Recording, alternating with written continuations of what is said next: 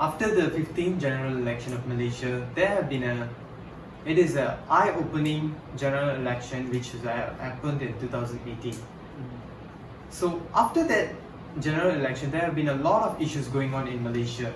For example, the LGBT movement have been on the peak, and then the LGBT tension have rose in Malaysia. So according to the Human Rights Watch article in the internet, I have came across that a lot of events which have contradicted to the situation that is happening in Malaysia now. During the December of 2018, there were attacker pulled two men from a car in KL and beat them allegedly, and accusing them engaging in same-sex and intimacy. Next, followed by the August 2000, there was an event where 8 men assaulted trans woman in Seremban and beat her severely until the doctors had to remove her spleen in order to save her life. What do you think about this situation in Malaysia, Wafi? Yeah, the word rising of LGBT rising itself is already for me is quite too general, because it can be the rising of the number of voting, or it can be the rising of the lifestyle of the community. So it can be also the rising of this community to tell the government that actually they are also among the society. They want the government to accept them. So in my opinion, I don't support them, but then doesn't mean I hate them, because whatever it is, they are still human. So, but then these people, they try to go to the location, to the area where the majority of the population is not practiced and familiar with the idea of the idea, like the idea of LGBT. In Malaysia already officiate Islam as their own official religion. So Islam not really support the idea. They don't really support the idea of LGBT, but doesn't mean they have to act. Doesn't mean the Islam demands their believer to hate them, to insult them. They just that the Muslim in Islam, they don't support the idea of LGBT only. So when I'm talking about the community, these people they need to bear with the consequences and also the circumstances if they want to raise the issue in the area where it's not really familiar. Not only because of religion, because of the culture also. I think it's still not familiar for the society among the culture to accept the idea of LGBT. So I think but for my own perspective, I think at the end of the day, it is all about humanity. It's whether we accept that as human or not. That's all. But in terms of Malaysia, I don't think they are in the current situation. I don't think they are ready to accept the idea of LGBT yet. But maybe in the long run, maybe in the long term, maybe they would accept. But then now, because of the even non-Muslim also, they're not supporting because of the culture. It's just because of the culture of the area. It's not familiar yet with the idea of LGBT. So they cannot force people. They cannot tell people to follow the idea of their practice, or to 100% accept the idea of their movement. So as so Pritam, what do you think as a government perspective, especially when the government, especially when there is a marching saying that the government have to focus on the job discrimination among the LGBT. So yeah, whatever you just said, yeah, it actually happened. But then before I answer your question, actually, LGBT rights in Malaysia now currently the status is illegal. Yeah. So everyone knows that. So actually, our country, as we all know, that our country is our official religion is Islam, and they have something which is called the Sharia law. So it means that anybody who are indulged into these scenarios, they'll be imprisoned for 20 years under the Islamic code. So not only that, our government also have control on many situations. So one of them is the Film Censorship Board. So not only that, now in the current situation that what just I already mentioned about the general election that Pakatan Harapan just won, it was actually we didn't expect that actually. Okay. So when they won, many MPs came out with a statement saying that we should defend and support the LGBT rights in Malaysia. But then some of them actually didn't support it, and one of them was one of it is our Prime Minister Tun Dr. Mahathir. He actually came out with a statement recently that he would not support LGBT and defend the rights of LGBT because it's actually against our culture and our tradition. Because our country, we are actually multiracial, we are encompasses Indians, Chinese, Malays, so all of us have our own tradition. So because of this LGBT thing, he doesn't want to defend it because it's like something like copying the Western culture. Yeah. I think you agree with it. Then even recently he went to university in Bangkok and even gave a lecture, and one of the students asked about LGBT, and he mentioned that our country will not support and defend it. So that was one of the statements given by Tun Dr. Mahathir. And there's another statement given by our Minister of Tourism, Arts and Culture, Datuk Muhammadin bin Tetapi. He was actually he gave a statement on March 2019 during his visit in ITB Burnley. It was one of the biggest tourist affair. So one of the reporters asked him about what is your LGBT rights of LGBT in the country, and he denied the existence of LGBT in Malaysia itself. So, but then after claiming that, he even claimed in Twitter saying that what he meant was the clubs and the institutions, foundations, that there were no such thing in Malaysia. So yeah. So what do you think, Hari?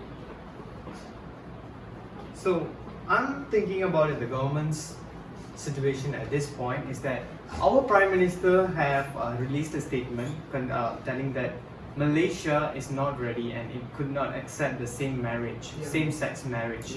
Okay. So the point is, but there are people, everybody are LGBT, even they are people and fighting for their own rights. According to that, non-governmental organizations and also other organizations have been working on in this issue. For example, Suhakam is one of it.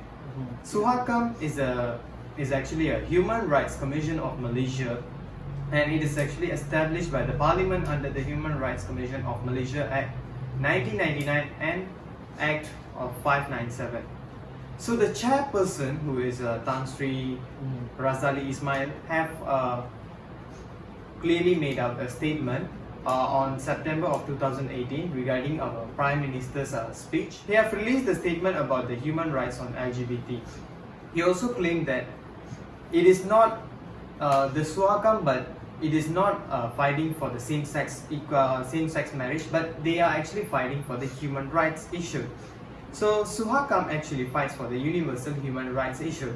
It's steadfast dedicated on its position that no one has the right to discriminate against the LGBT or treat them with the violence and hate.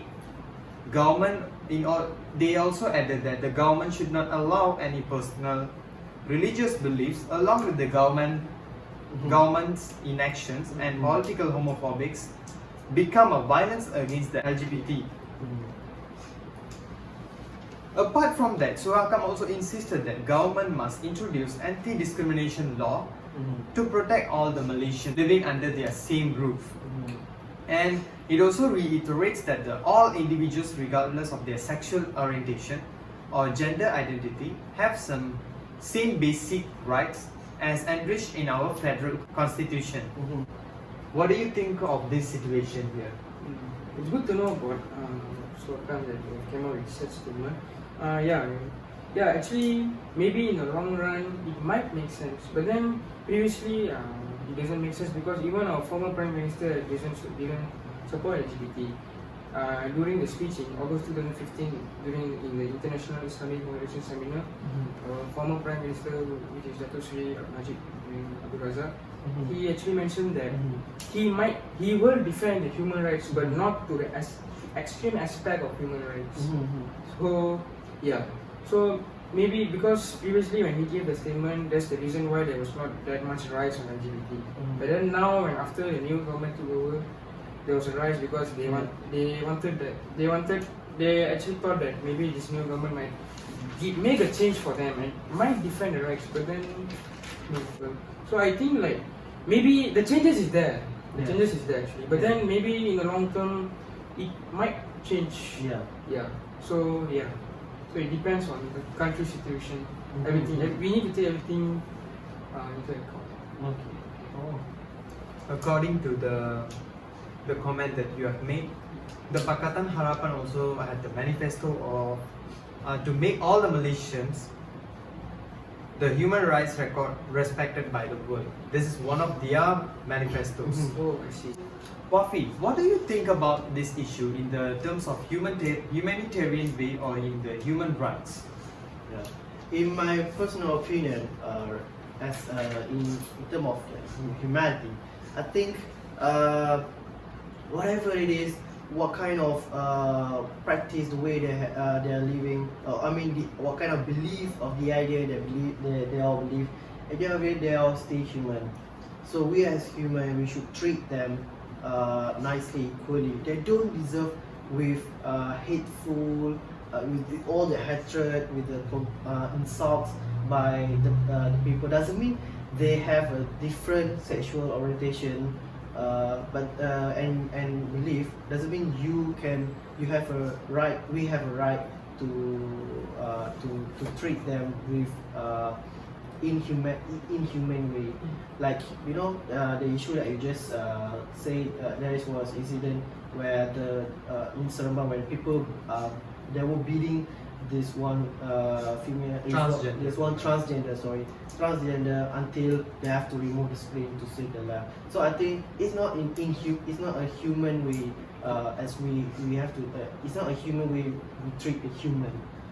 So whatever it is, we still have to treat them as a human. We still have to because they are also surviving on daily basis. They also need to go to work. It will affect their mental illness if we torture them. We're not giving them support or whatsoever. It will affect with their daily routine life because their daily basics is just the sexual desire is different, but then their daily basic is same like us because they are human. They are not other species whatsoever. So that's my point of view in terms of humanity. So in Malaysia, is there any association or NGO that at least support these people, because most of the majority of the country still will not accept this the idea of the LGBT. So maybe there is at least NGO or association that will help to support them in terms of anything. That is a good point that you brought out now, Wafi. Yeah, everywhere there is an NGO, right? So at this point in Malaysia also there are a lot of NGOs have been working on this issue in order to protect all the people on the basis of basic human rights. That's what they are actually trying to do. According to the Alturi, which is the article that I have read, this utopiaasia.com is actually a LGBT travel website, and also it provides public information regarding the HIV and also AIDS. It is one of the main Asian website which dedicated for the LGBT contents on the internet. Mm. But in the quiet reason of some time, the SINA project actually blocked and banned this website from access from the normal netizens getting access to. And this happened in all of a sudden without any kind of notice, and nobody can know what is this actually for. Either they are promoting the homophobic activities. Yeah, this is actually more to concerning because the Malaysia is trying to ban this kind of websites, which is more resourceful and knowledgeable websites. In this order, not that everyone cannot access, but whoever using the TNNet, which is the Malaysian internet provider, they cannot actually access this kind of websites. To conclude our forum, at the end of the day, we all are human who deserve to live our lives as what we wanted. At the meantime, all the efforts have been taken for the betterment of our Malaysian future without exploiting anyone living under this same roof.